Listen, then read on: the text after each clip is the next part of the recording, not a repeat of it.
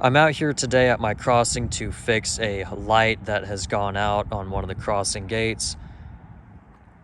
I wasn't notified which one it was, so I'm gonna have to go through and figure out which one it actually is.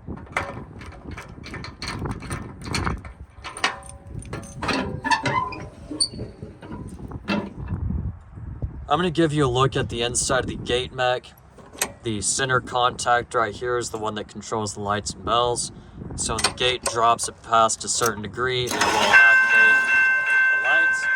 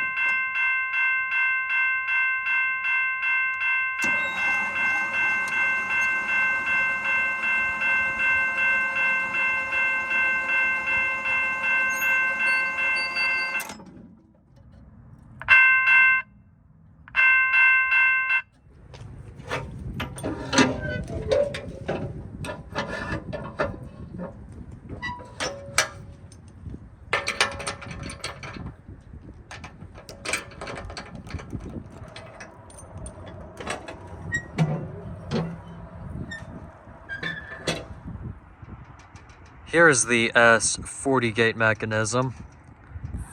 I've got the same thing on this. Center contact is the light on function and bell on. And there's your test nut for it. Doesn't help me much since it's during the day. I can't really see if the LEDs are working on this one or not, so I'm going to drop the gate.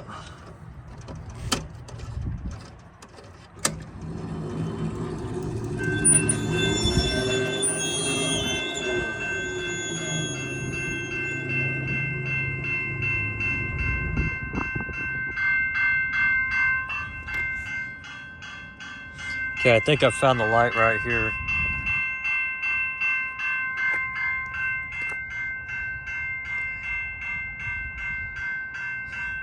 Guess I can see how someone actually noticed that this one wasn't even working, because it's right next to where you walked the crossing, so I don't normally get problems like this that other people notice. But I'm going to do a small demonstration on how to drop a crossing gate and move it off to the side to maintain the gate lights.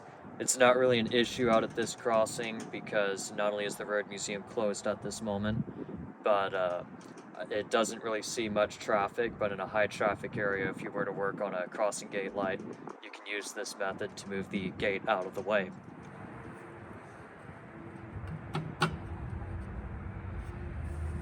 The S40s have this common issue with the locking tool locking up on the gate mech, so I usually just grab a wrench.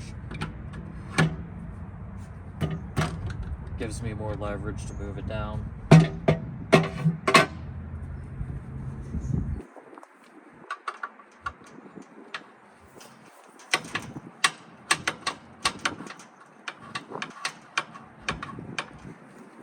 The S60s don't have this type of locking tool. They have one much easier. I'm glad that they went and did away with this type of tool because it doesn't really do its job very easily, but it does still technically work. This is going to pin the crossing down so I can move the gate out of the way. The weight of the counterweights would actually push back up. If I were to move the gate sideways, you need a way of pinning it where it doesn't want to go back up. So that's what this tool is used for. On a lot of the newer kingpins on this type of breakaway bracket, you have a threaded rod where you're able to install this out of service tag. and it has a nut on it.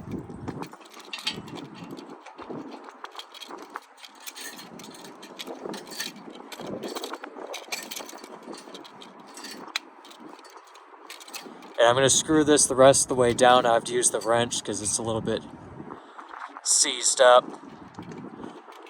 But I'm going to get it flush with the thing, not tight, just flush with the adapter. And whenever I move the gate out of the way, it will prevent it from actually dropping down and coming off the crossing. Now I'm ready to drop the gate and move it out of the way.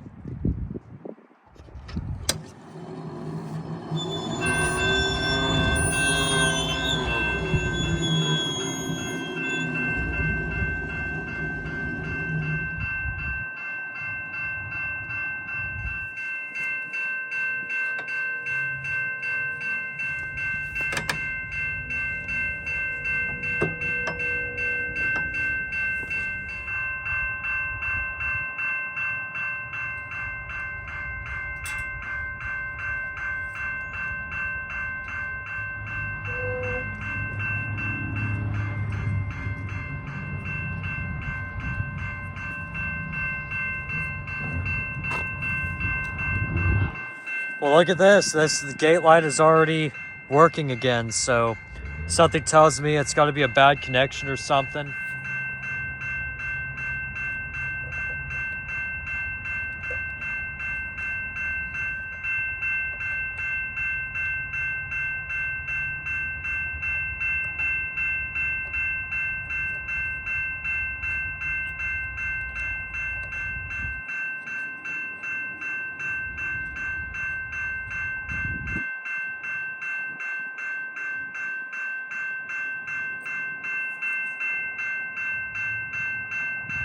This is what the gate looks like in the maintenance position. I was looking back at this gate light, and it has a hard plastic cap on the end of it, which is allowing water into this gate light. As you can see, there's no moisture in this gate light or this one, so that's the only difference I could find between the two. And this is actually rubber right here, so it probably seals out more water than a hard plastic cover. I was expecting this to be a little rubber grommet or something, but it's just hard plastic and it allows water in. I don't know if you can see this very well on my camera, but the LED is flickering every time the lights flip back and forth.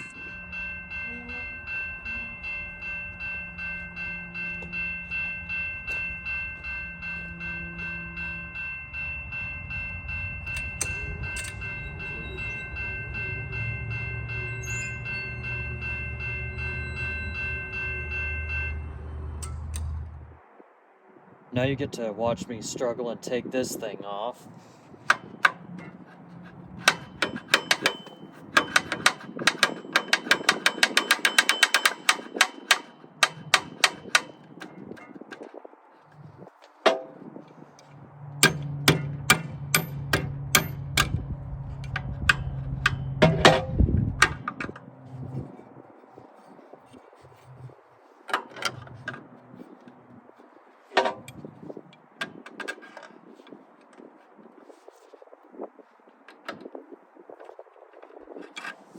And you've got this little pinhole. I don't have a pin for it, but it also keeps it locked in the closed position so the tool can't accidentally pop out. But this one has no problem with popping out.